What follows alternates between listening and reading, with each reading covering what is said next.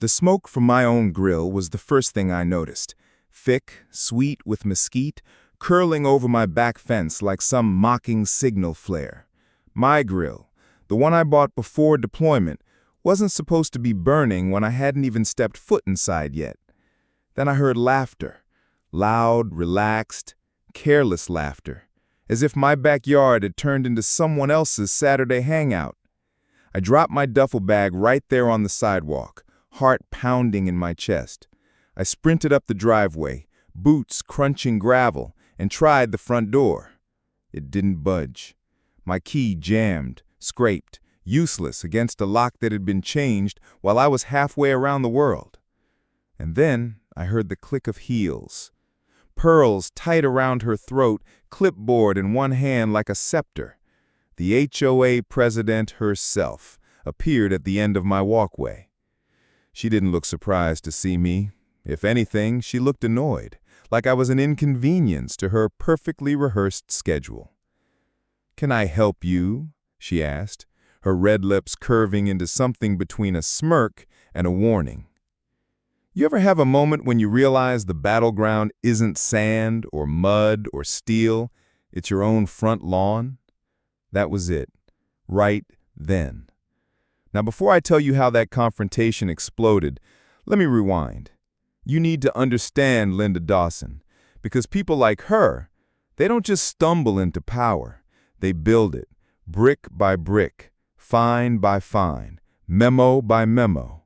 And by the time you notice, you're already caught in her net. 3 weeks earlier, halfway around the world, I had received one of her letters, forwarded late by my parents. The HOA compliance notice.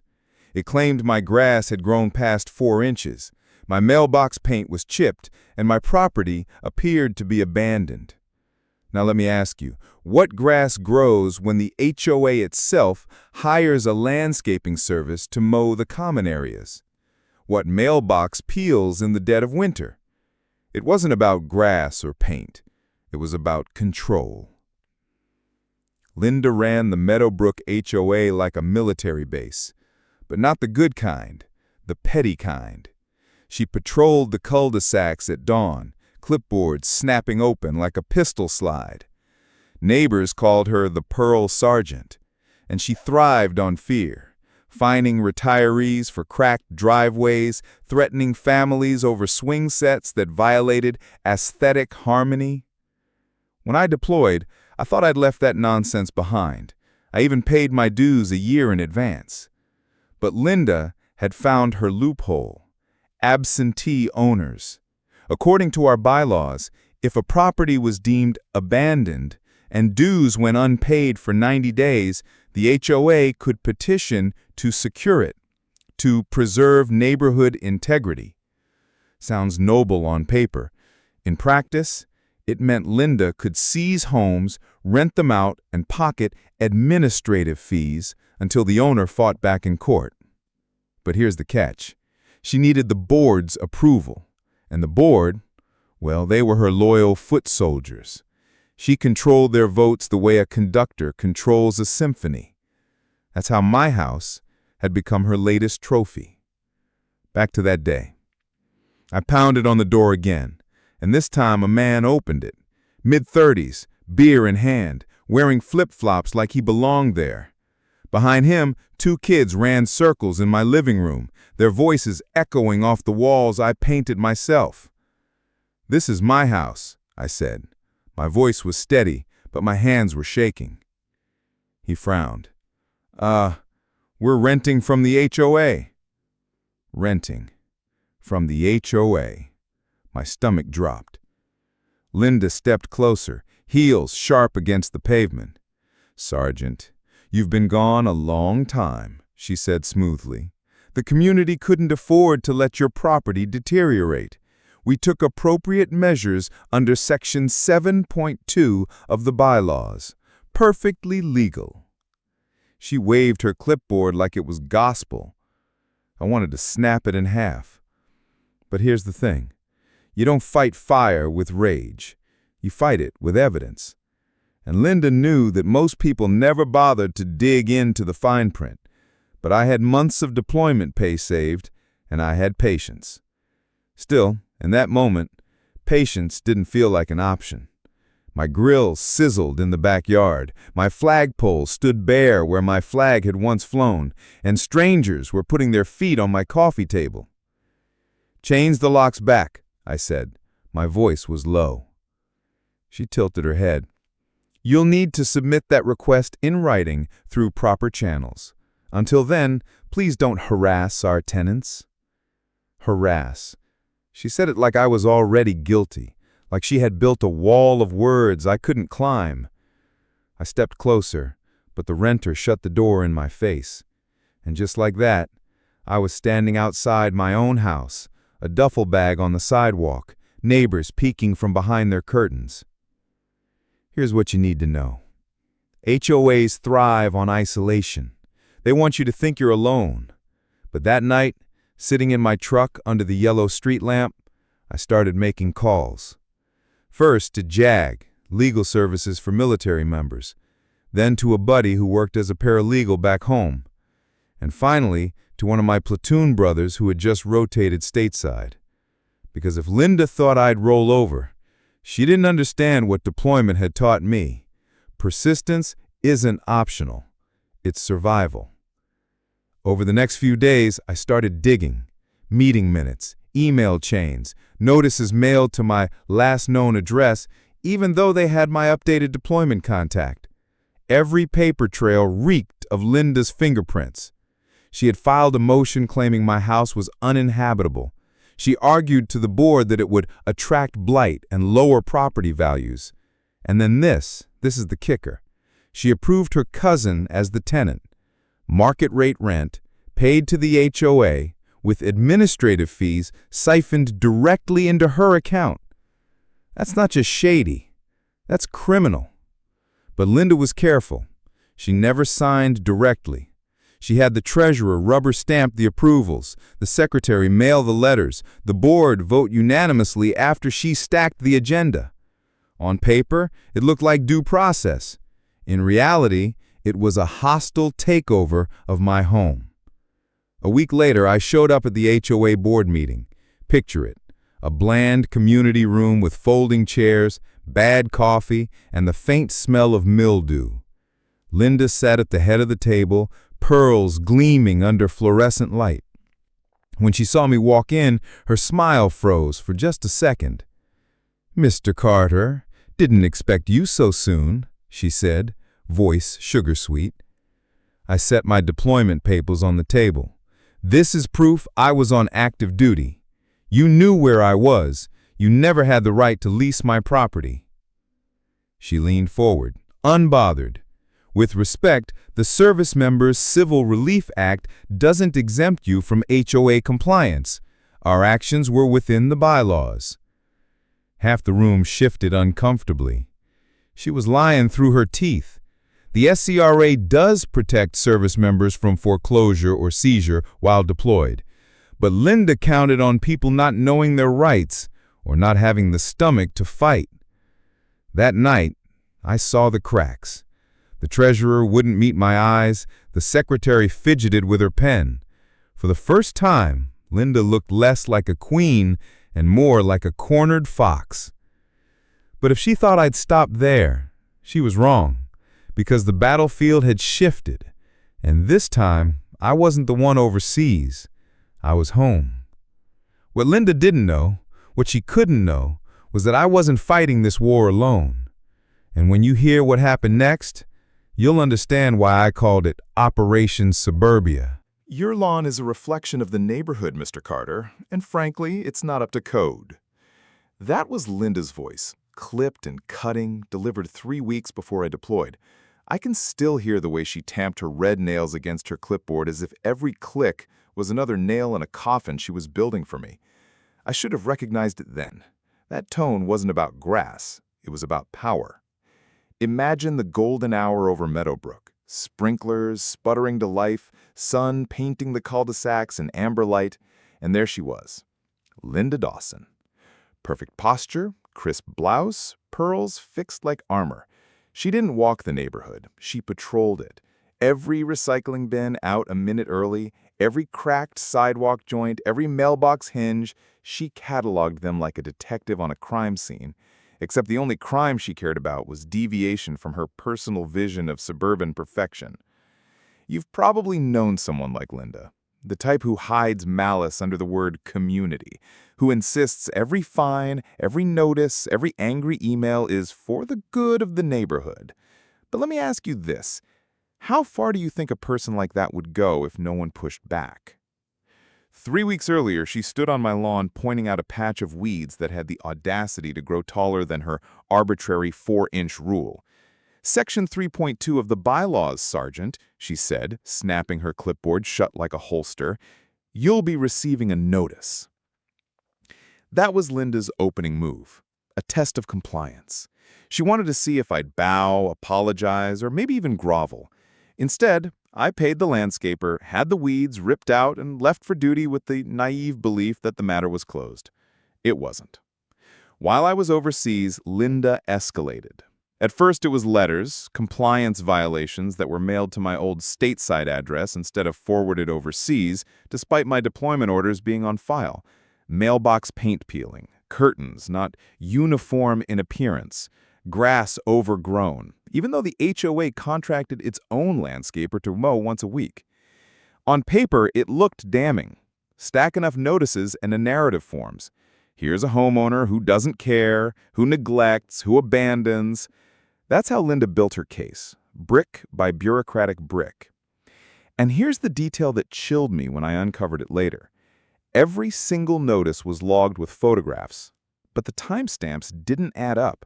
Shots of overgrown grass dated on days the landscaper had already serviced the property. Photos of piled mail that clearly belonged to neighbors, not me. Linda wasn't just enforcing rules, she was manufacturing violations. Now, technically, HOAs can fine you for violations. They can escalate those fines if you ignore them. And if you ignore long enough, those unpaid fines can convert into liens against your property. It's all legal, all written into state statutes and the bylaws we all sign at closing. That's the weapon Linda wielded. The law wasn't her boundary, it was her tool. And she used it well. By the time I stepped on that plane, she had already convinced the board to vote my property as in danger of abandonment. That phrase is important. It's vague, but it carries weight. Under Section 7.2 of our bylaws, an abandoned home could be secured and maintained by the HOA in the interest of neighborhood integrity. Maintenance fees, landscaping, utilities, repairs could then be charged back to the owner. And if those fees went unpaid, another lien, another threat. But Linda wasn't interested in maintenance. She saw profit. Through public records, I later learned she had quietly filed paperwork to authorize temporary occupancy of abandoned homes for the preservation of habitability. It sounded noble. Keep the homes alive, avoid blight. In reality, she was renting them out, pocketing cash through a separate LLC registered to her cousin's name. But back then, all I saw were clues. The whispers at board meetings, the odd comments from neighbors. One evening, just before I shipped out, I caught Mrs. Jensen from 2 doors down watering her roses. She leaned in, voice low. You watch yourself with Linda. She's been asking questions about your place, wants to know how long you'll be gone. I laughed it off at the time. Deployment wasn't a secret, it was my duty. But in Linda's world, information was leverage. My absence wasn't just an empty house to her, it was an opening. And then came the confrontation. It was a sticky July night, cicadas humming, streetlights flickering weak amber. I was out front loading my duffel into the car when Linda appeared, clipboard in hand, heels clicking on asphalt. Off somewhere? She asked, voice coated in sugar but sharp underneath. Deployment, gone for a year. Her eyes narrowed, calculating. Well, we'll keep the neighborhood in shape while you're gone. I didn't think much of it then. Just another one of her barbed remarks, but looking back, I realized that was the moment she decided my home wasn't mine anymore. Fast forward a few months. I was halfway around the world, heat pressing down like a furnace, when a letter reached me, forwarded late by my folks. It was an abandonment notice. Linda had stamped it official with HOA letterhead. It warned that if I didn't remedy ongoing neglect within 30 days, the association may exercise its right to secure and manage the property. Do you hear that? Secure and manage. Sounds bureaucratic, harmless, but tucked into those words was the key to Linda's empire. That letter was her blueprint for takeover. Neighbors started noticing strange things. Cars parked in my driveway that no one recognized. Lights on at odd hours. By fall, a family had moved in. They told anyone who asked they were renting from the HOA, and because Linda's word carried weight, no one challenged it. After all, she was the president. The rules, the bylaws, the votes, they were her language, and everyone else just tried to keep up. One night, during my leave, before I could get back stateside, a buddy from my platoon texted me a photo. My grill, lit up, steaks sizzling, while Linda and her cousin stood in my backyard drinking wine. My grill, my backyard, my flagpole stripped bare. Tell me, how would you feel seeing that from thousands of miles away? That was the moment I realized this wasn't incompetence. This wasn't overreach. It was calculated theft. Linda wasn't just nitpicking lawns. She was converting homes into her personal business venture, all under the guise of HOA authority. By the time I returned, her scheme was humming. She strutted through the neighborhood with her clipboard like a general surveying conquered territory. Every clipped notice, every staged violation, every board vote stacked in her favor, it was all fuel for her machine. The neighborhood lived in her shadow. Parents whispered at the park about fines. Retirees paid expedited fees just to get repair requests approved. And me? I walked into a cul-de-sac where my own key didn't fit my own door. And when I demanded answers, Linda gave me that smirk, the smirk of someone who believed she was untouchable. But power like that, it always cracks. And as you'll see, the first crack in Linda's empire started not with me, but with one small slip. An HOA meeting where her clipboard couldn't shield her from the truth. The folder hit the desk like a gunshot. Papers fanned out across the polished oak, stamped in red ink: violation, notice, delinquent, eviction. A clerk slid it toward me without a word, her eyes avoiding mine like even she knew something about it stank. 8 months of paperwork. 8 months of accusations, fines, and warnings, all mailed to an address I hadn't lived at since before deployment. Every envelope sealed with official HOA letterhead. Every letter a brick in the case Linda Dawson had built against me. That was the ambush. Not fists, not fire. Paper. And if you think paper can't ruin you, you've never been on the wrong side of a homeowners association. I sat there staring at the stack, pulse hammering in my temples. Words blurred, failure to maintain, neglect of property, unauthorized absence. The narrative was clear. To Linda, I wasn't a homeowner serving his country. I was a deserter. Now, let me walk you back through how she pulled this off, because you can't understand the ambush unless you see the groundwork. 3 months into my deployment, Linda moved fast. She filed her first abandonment petition with the HOA board. It was thin, just a handful of supposed violations: grass length, mailbox paint, curtains not conforming. But she wasn't after the fines. No, she was after precedent. She needed that first vote on record. Under Meadowbrook bylaws, if a property is declared abandoned and dues go unpaid for 90 days, the HOA can step in to preserve habitability. That meant mowing, minor repairs, utility upkeep, and they could charge the owner.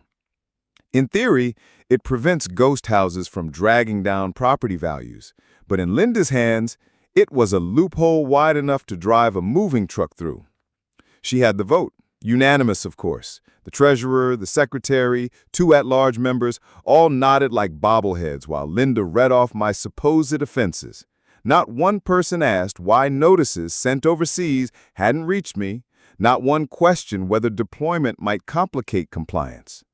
And with that vote, the ambush began. She changed my locks. She filed maintenance expenses. She rerouted utilities into the HOA's name. And the masterstroke? She approved a temporary lease under Section 7.2.4 of the bylaws, occupancy to preserve habitability. Guess who signed that lease? Her cousin, Marcus. Neighbors started whispering. Some believed the story, that I'd abandoned my property, let it rot, and Linda had heroically stepped in to save the block. Others saw through it, but kept quiet. Who wants to risk fines or retaliation when the clipboard queen controls your every move? Mrs. Jensen told me later she saw Linda giving tours of my house one Sunday afternoon, pointing out potential upgrades like she was a realtor. Think about that.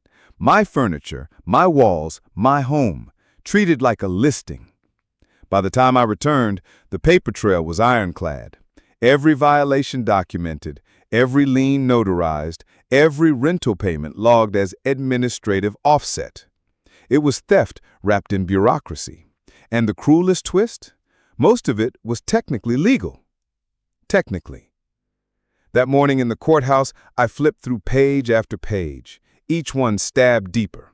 Photos of my yard, allegedly overgrown, though I knew the landscaper had been mowing it weekly. Notices for trash bins left out overnight on weeks when I wasn't even in the country.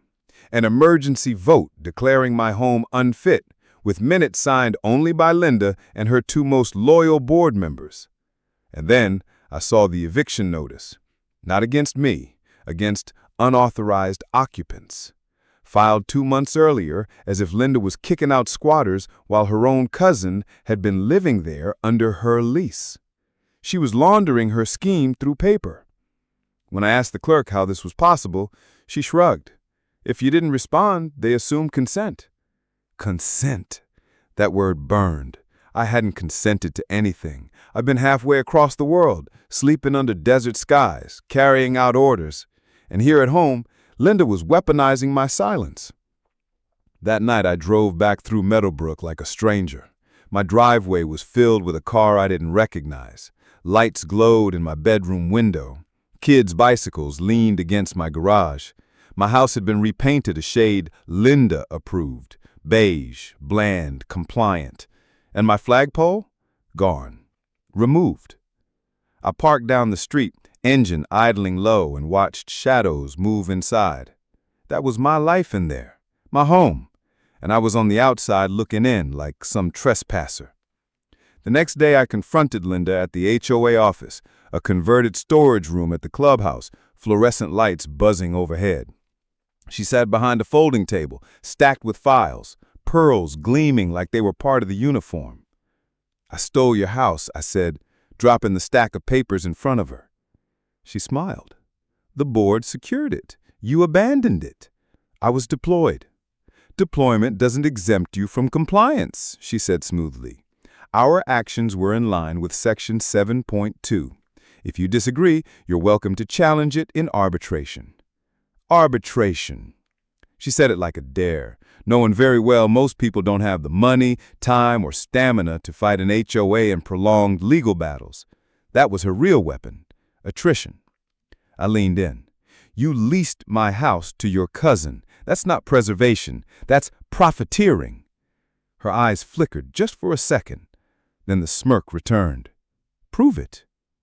That's when I knew this wasn't just about one man's house. This was a system, a machine Linda had built to grind down anyone in her way. And the only way to stop it wasn't through yelling or threats. It was through strategy. Later that night, sitting at my buddy's kitchen table with deployment papers spread out beside me, we mapped it all out. The SCRA, the Service Member Civil Relief Act, was on my side. It protects service members from foreclosure, liens, and property seizure during active duty.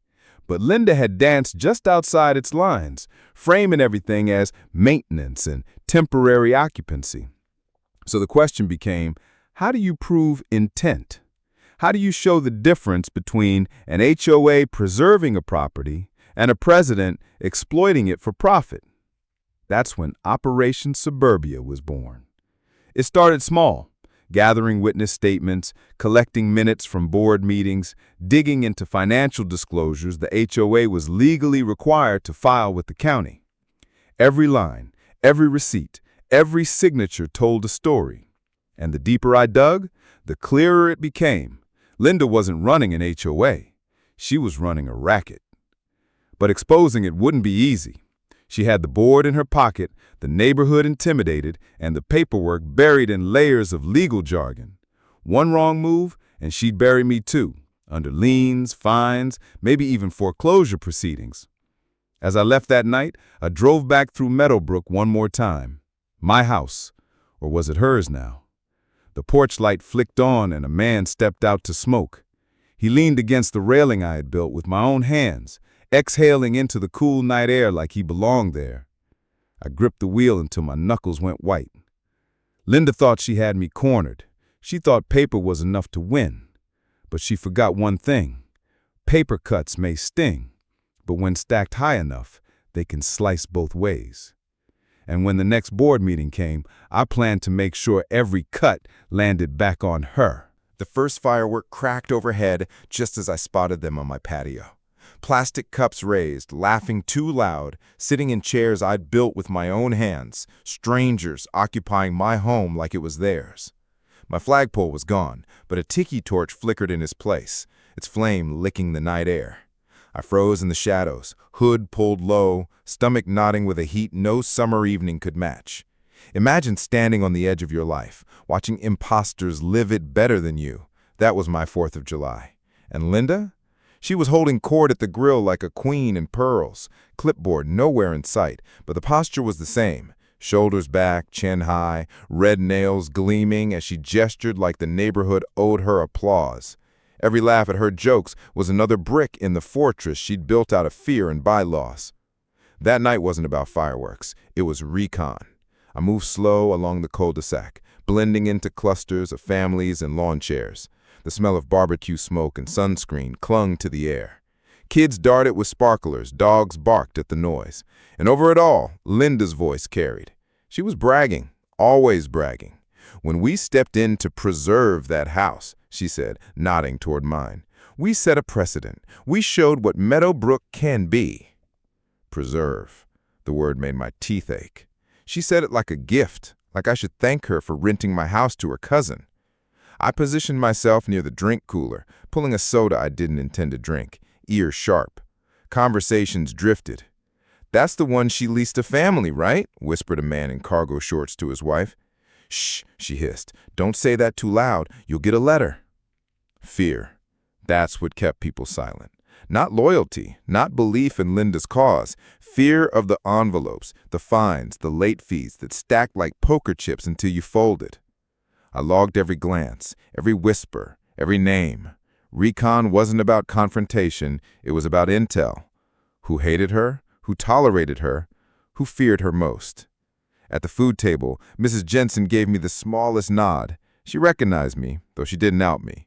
That nod told me two things. One, not everyone was fooled by Linda's performance. Two, there were allies here, quiet ones.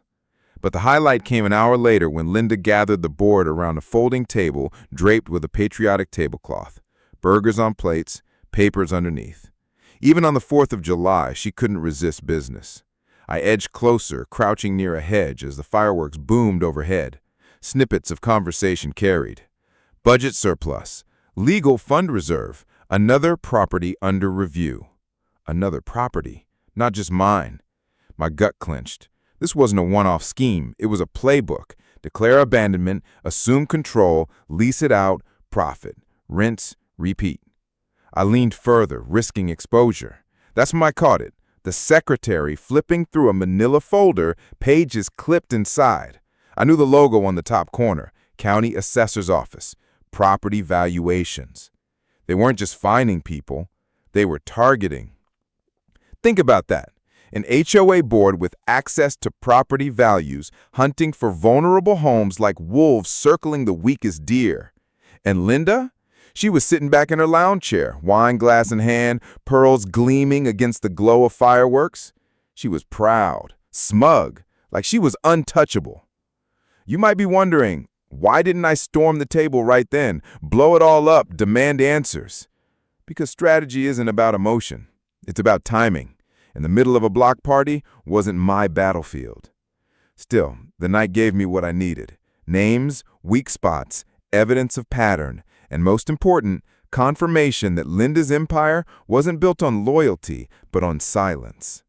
Around 10, I slipped further down the block, where the air was quieter, the smoke less thick. That's when I saw him, Marcus, the cousin. He leaned against the railing of my porch, beer in hand, laughing with two other men. He had the casual arrogance of someone who thought the house was his. I forced myself to study him. Age mid-30s, construction boots, Union decal on his truck parked in my driveway. I memorized the plate. Intel wasn't just about Linda anymore. It was about the players she brought onto the board. Then the confrontation I hadn't planned. A voice behind me. "You don't live here, do you?" I spun. A teenager, maybe 17, holding a half-spent sparkler, looking me up and down. He wasn't scared, just curious. "Just passing through," I said, pulling my hood lower. He shrugged. "You're watching your house, aren't you?" I froze. He smirked. "Don't worry. My dad says what they're doing to you is screwed up, but nobody crosses Linda. She fined us $300 for painting the shed the wrong color." Then he flicked the sparkler, wandered off into the smoke. A kid saw the truth clearer than the adults. That told me everything. By the time the grand finale thundered over Meadowbrook, I'd melted back into the shadows. My notebook was full, not with fireworks, but with targets, weak spots, evidence of pattern, and most important, confirmation that Linda's empire wasn't built on loyalty, but on silence. The block party ended, smoke hanging low, laughter fading into the night. I didn't stay to see who cleaned up. I already knew. She'd make someone else do it, and they'd smile while they did, terrified of the next letter in their mailbox. That night I wrote in my notebook 3 words underlined twice: pattern, proof, patience. Because this wasn't revenge yet, this was intelligence gathering. And the more I saw, the clearer it became Meadowbrook wasn't just under Linda's control, it was under siege. And me? I wasn't a homeowner anymore. I was recon. The question that haunted me as I closed that notebook was simple, but it carried weight heavier than any firework that night. If she could do this to me, how many others had already fallen silent? The engines growled like thunder rolling low across the valley, shaking windows and rattling wind chimes. 6 trucks, military green, headlights blazing, crawling one by one into the cul-de-sac at midnight. The kind of sight that makes dogs bark and curtains twitch. And in the middle of it all, my house, lit up in those beams like a target on a range. Operation Suburbia had begun. Now, before you think this was a hostile takeover, let me be clear. We did this by the book, and that's exactly why it worked. Because Linda expected me to come back angry and sloppy, fist-swinging, lawyerless, and desperate. But what she got was the opposite: paperwork, timing, and men who knew how to execute a plan. 3 weeks earlier, it started with a single phone call to the county recorder's office. I confirmed what I suspected. My name was still on the deed. Linda hadn't transferred ownership. She'd only filed abandonment paperwork with the HOA, not the city. That distinction? It mattered. Because without county approval, she couldn't legally lease my home to anyone. And the renter living inside? He wasn't a tenant. He was a squatter. The Service Member Civil Relief Act gave me another shield: federal law. It barred creditors, including HOAs, from evicting or foreclosing on active duty members without a court order. Linda had skipped that step. She'd gambled that no one would call her bluff. So I did. I gathered documents, deployment orders, property tax receipts, every letter from the HOA that had been returned to sender while I was overseas. My Platoon brothers, God bless them, helped me box it all like evidence for trial. One of them even mocked up an operation binder: objective, secure residence. Secondary objective, dismantle HOA psyops. And when the day came, we rolled in quiet, like recon before dawn. Except instead of rifles, we had notarized affidavits, printouts of county code, and a locksmith licensed by the state. Picture it. The first truck halts at the curb, brakes hissing. Neighbors step onto porches in pajamas, cell phones glowing as they record. The second truck pulls in behind, headlights flooding Linda's flower beds. Then the third, the fourth, the fifth, until the cul-de-sac looked like a convoy staging in Iraq. My heart hammered. Not from fear, from adrenaline. Because this time I wasn't sneaking in shadows. I was taking my house back in daylight, even if it was midnight. Marcus, Lima's cousin, stumbled out onto the porch, shirtless, beer still in hand. He blinked at the trucks like a raccoon caught in a spotlight. "What the hell is this?" he shouted. I stepped forward. "This," I said, holding up a thick folder of documents, "is the end of your lease, effective immediately." He laughed, a sloppy, drunk kind of laugh. "Linda says this is her property now. You can't just—" I cut him off. "Deeds in my name. County records prove it. And unless you've got a court order signed by a judge, you're trespassing in my house." The locksmith moved fast. Tools clicked, metal shifted, and within minutes the lock on my front door gave way. The sound was small, but to me it was louder than any firework, sweeter than any anthem. The door swung open. My door. I told Marcus, "Pack your things. You're done here." Neighbors gasped from the sidewalks, some whispering, some cheering under their breath. You could feel the shift, fear cracking into fascination. And then came the inevitable. Linda. She appeared at the far end of the street in a silk robe, hair in curlers, pearl earrings still in, like she'd leapt straight from bed into battle. Clipboard in hand, of course. Always the clipboard. "What is going on here?" she shrieked, marching toward us. "This is an unlawful entry. This is harassment." I didn't flinch. "This is my property. I have the deed, I have the law, and I have witnesses." I gestured to the growing crowd. "You want to test it, Linda? Call the sheriff." She faltered for half a second, just enough to betray the truth. She didn't want cops here. Not with the paperwork she'd faked, not with the scam she'd been running under the HOA's nose. But she recovered quick. "Board approval supersedes your so-called ownership. You abandoned this property, and the HOA has the right to secure and repurpose it." She was quoting from the bylaws. I knew because I'd memorized them. Secure, yes. Repurpose, no. The language allowed the HOA to maintain an abandoned property, cut the lawn, keep up appearances. Nowhere did it give them the right to rent it out. I stepped closer, lowering my voice so the crowd leaned in to catch every word. "Linda, the only thing you've secured is evidence for a civil lawsuit. Do you really want me to file that in county court tomorrow? Because I've got the paperwork ready." The silence that followed was electric. Marcus cursed, storming back inside, slamming cabinets as he stuffed his belongings into a duffel. Linda sputtered, flipping through her clipboard like she could conjure authority from loose leaf.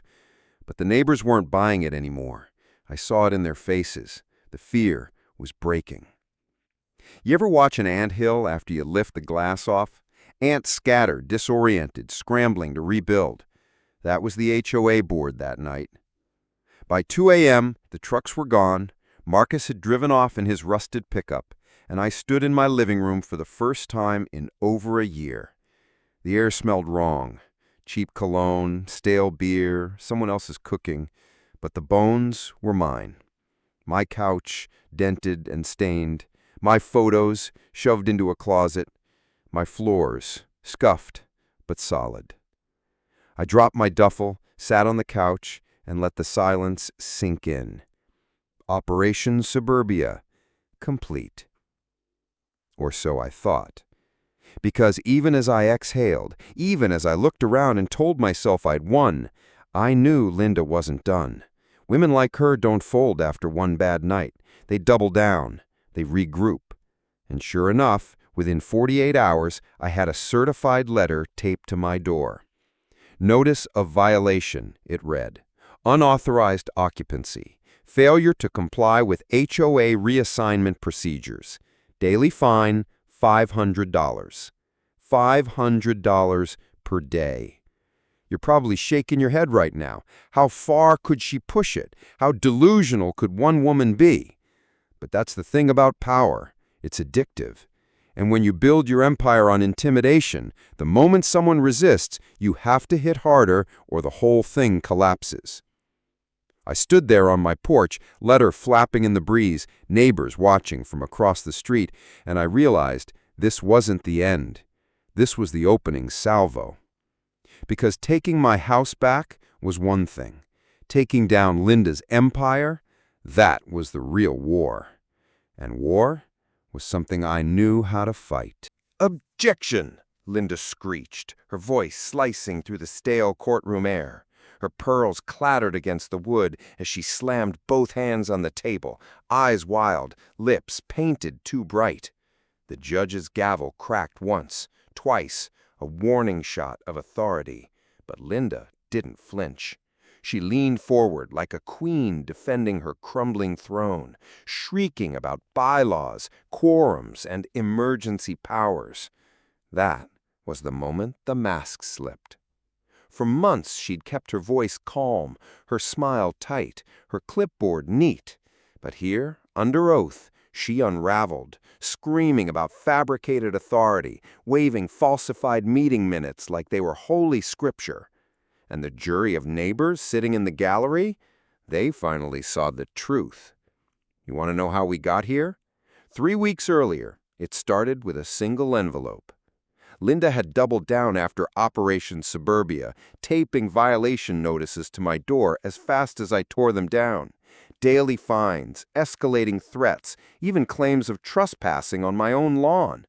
But the letter that mattered most wasn't taped. It came certified. Inside, a notice of special emergency meeting.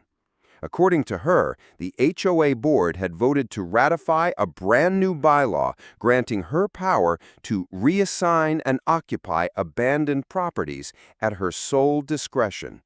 Sound crazy? It was, but she'd filed it with the county clerk, neatly stamped, as if it were real law. I knew better. I'd read the covenants, conditions, and restrictions cover to cover. The bylaws required a 2/3 vote of the homeowners for any amendment, not a rushed Tuesday night session in Linda's living room with 3 board members and a pot of decaf. Still, it was dangerous. A forged document can carry weight until someone challenges it in the right room with the right judge. So I filed suit. Not a grand slam, not a Hollywood courtroom drama, just a petition for declaratory judgment. Clarify the bylaws, confirm my ownership. By the book. And that's how we ended up here, under fluorescent lights, neighbors shifting uncomfortably on hard benches, while Linda ranted about squatters and neighborhood stability. The first witness was Marcus, the so-called tenant she'd planted in my house. He stumbled through his testimony, claiming he'd signed a lease, paid deposits, followed rules.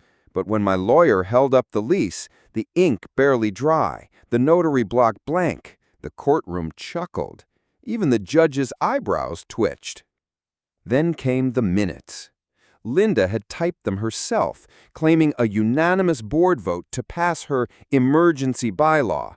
But one of the supposed attendees, Mrs. Keene, was in Arizona that week, attending her granddaughter's baptism. She had the photos, time-stamped, to prove it. The gallery murmured, the judge frowned, and Linda's hand shook as she flipped through her stack of papers, realizing her house of cards was wobbling. But Linda didn't back down, not her style. She pivoted. Claimed the board had granted her executive authority months earlier, produced another set of documents, this time older, yellowed by a printer set to antique. She even swore under oath that the neighborhood had voted her special administrator during the pandemic. That's when I leaned forward and asked the question everyone else was too polite to voice. If that's true, Linda, where are the ballots? The silence was suffocating. Even the judge tilted his head, waiting. Linda's eyes darted. "Destroyed," she spat. "Sanitation protocols, virus contamination." A lie so desperate it stank, and the neighbor smelled it. You could feel the shift in the room, like a tide pulling away from shore before a storm. By midday, the courtroom had turned into a spectacle. Linda shrieking, her lawyer sweating, the judge banging the gavel again and again to keep order. And me, sitting there with my folder of evidence, deployment orders, property records, HOA covenants, all of it steady, boring, undeniable. The kind of truth that doesn't shout, it just waits. And here's the thing about HOAs. They thrive on fear and silence. Letters, fines, threats. Most homeowners cave because the system is too tangled to fight. But when you drag it into the daylight, into a courtroom with a judge who's heard every trick before, it loses its power. That afternoon, the ruling came down. The judge declared the so-called emergency bylaw invalid. My ownership rights were affirmed, and Linda, officially censured. She wasn't stripped of her board seat yet, but the word sanctioned carried weight, and every neighbor in that gallery carried it back to their porches. You'd think that would end it. You'd think a public humiliation, a courtroom loss would stop her cold. But people like Linda, they don't just lose. They plot. As I walked out into the bright afternoon sun, victory papers in hand, a neighbor sidled up beside me. Mr. Alvarez, 2 doors down. He kept his voice low, eyes flicking back toward the courthouse steps. "She won't take this lying down. You know that, right? She'll find another way." I nodded, because I already knew. Women like Linda don't crumble. They calcify. They regroup in the shadows, sharpen new weapons, whisper to allies who still believe in her. And sure enough, the very next morning, another letter arrived. This time not taped to my door. This one slid under it, hand-delivered. No signature, no letterhead. Just a single sentence scrawled in angry ink. "You may have won in court, but you haven't won the neighborhood." I stood there in my hallway, letter trembling between my fingers, and felt the shift again. The war wasn't over. The courtroom was just one battlefield. The next fight, the one that would decide whether this neighborhood was hers or ours, was still waiting. And I couldn't help but wonder, what would she try next? The first sign went up before dawn, hammered into Linda's manicured lawn with a thunk that echoed across the cul-de-sac. Foreclosure auction, by order of the court. By 9 a.m., there were 5 more. Red, white, and blue flyers flapped in the summer breeze, stapled to the mailbox, taped to her pristine garage, even stuck under the wiper of her Lexus. Her kingdom, her throne of petty fines and pink notices, was collapsing in broad daylight. And the neighbors? They came out with coffee mugs and folded arms, watching the empire burn. You might be wondering, how does a woman who weaponized bylaws and ruled with an iron fist lose it all to paper? The answer is both simple and satisfying. She overreached, and she left a trail. 3 weeks earlier, after that courtroom circus, I went on the offensive. Not with fists, not with fireworks, but with filings. We dug through every HOA budget, every vendor contract, every check signed with Linda's looping script. And what we found? Misappropriated landscaping funds, maintenance invoices paid to her cousin's shell company, and dues collected in cash that never hit the HOA account. Now, here's the thing about HOAs. They're corporations under state law, and corporations mean fiduciary duty. Embezzle $1 and you've crossed the line from bossy to criminal. My lawyer knew it, the county knew it, and once we tipped the neighbors off, they knew it too. But before the final blow, there was one last neighborhood theater. The special Independence Day HOA meeting. Linda's attempt at a comeback. Picture this. Folding chairs on the clubhouse lawn, bunting strung across the railing. Linda in her trademark floral blouse, pearls gleaming in the July sun. She held the gavel like a weapon, calling the meeting to order with exaggerated slams. Her speech started strong. She painted herself as the victim, blamed outside agitators for the chaos, even accused me of conspiring with military intimidation tactics. The neighbors shifted in their seats, some nodding, some frowning. Then she unveiled her resolution, a motion to raise dues by 40% to stabilize the community. That's when Mr. Alvarez stood up, calm, steady, holding a folder I'd given him. "Linda," he said, voice carrying across the lawn, "can you explain these payments?" He flipped the folder open, revealing copies of checks written to her cousin's company, all marked Community Beautification. Except the so-called landscaping never happened. The lawn was patchy, the sprinklers broken, and half the common area lights hadn't worked in months. Murmurs rippled, chairs scraped, and when Mrs. Keene, back from Arizona, shouted, "You pocketed our money," the whole crowd turned. Linda's face flushed crimson. She banged the gavel, sputtered about slander, threatened fines for disorderly conduct, but the neighbors didn't sit down. They didn't hush. They demanded a vote, right there, right then. And according to the bylaws, those same bylaws Linda twisted for years, they had the right. The motion was simple. Remove Linda as president, pending investigation. The hands went up, one after another, like a row of dominoes. Even two of her loyal board members defected. Only Linda voted against herself, her hand trembling in the air like a drowning swimmer's last plea. And just like that, the gavel slipped from her fingers. The sheriff's notice came days later. Fraud, embezzlement, fiduciary breach. Her assets frozen, her home scheduled for auction. She tried appeals, tried threats, even tried sympathy, pleading that she'd only redirected funds for the good of the neighborhood. But the law doesn't bend for pearls and excuses. Which brings us back to this morning.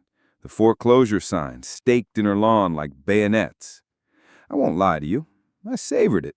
Sitting on my porch with my Platoon brothers, beers sweating in the heat, we watched her pace behind her curtains. Fireworks stands popped up on street corners, kids pedaled bikes with streamers, and Linda's reign cracked under the weight of her own arrogance. "You think she'll show her face?" one of the guys asked. "Not today," I said. "But she's watching. She always watches."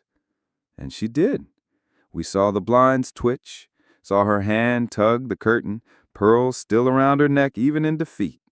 She couldn't resist the spectacle, couldn't stand that the same neighbors she once ruled with pink slips now whispered about her downfall. The neighborhood changed that week. The clubhouse pool, once guarded by arbitrary guest fees, was free for everyone on the 4th. Barbecue grills fired up without Linda's laminated rule sheets taped to them. And when the first rocket screamed into the night sky, I swear you could hear the collective exhale of a community unshackled. But here's the part you won't see on any flyer or foreclosure notice. Linda wasn't gone. Not yet. Because foreclosure is just paperwork, and paperwork takes time. Weeks, sometimes months before the auctioneer's gavel falls. And in those shadows of delay, people like Linda find ways to scheme. The last time I saw her was walking to her Lexus with a box of files clutched against her chest. No smile, no small talk, just a glance sharp enough to pierce bone. A glance that said, "This isn't over." And that's the thing about revenge, about justice, about victory served patriotic. It feels good in the moment. The beer cold, the fireworks loud, the neighbors cheering. But in the silence after, when the smoke drifts and the night cools, you can't help but wonder, what happens when the queen of the cul-de-sac decides she'd rather burn the kingdom down than watch someone else rule it?